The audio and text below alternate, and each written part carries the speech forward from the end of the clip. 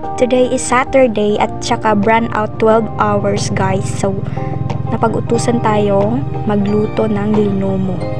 Actually, hindi ko talaga alam kung paano lulutuin.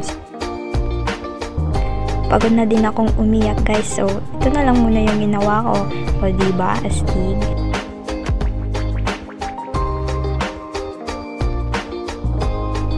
Ito yung mga ingredients na gagamitin natin.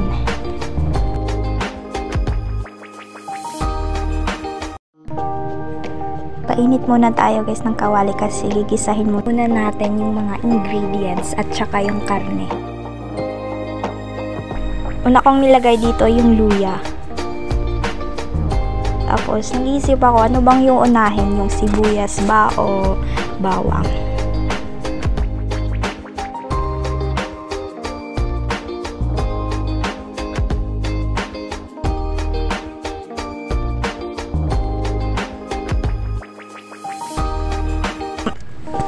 So, unahin ko dito guys yung sibuyas. Pero, napag-isip-isip ko, pwede naman din pagsabayin. Katulad sa'yo, pinagsabay. Joke lang!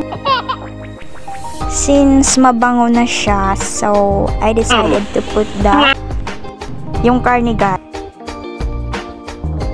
And then, inilagay ko yung buo na dugo, yung tinatawag ditong apple-apple.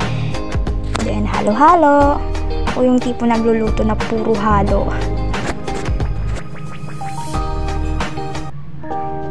Tapos naglagay tayo ng magic sarap para maging magic yung luto natin. And then, lagay tayo ng konti lang ng asin kasi UTI malala mga besh. Ilagay na natin yung dugo guys kasi parang okay naman siya. And then, antay na lang tayo mga 12 hours pakukuluan natin. Meh,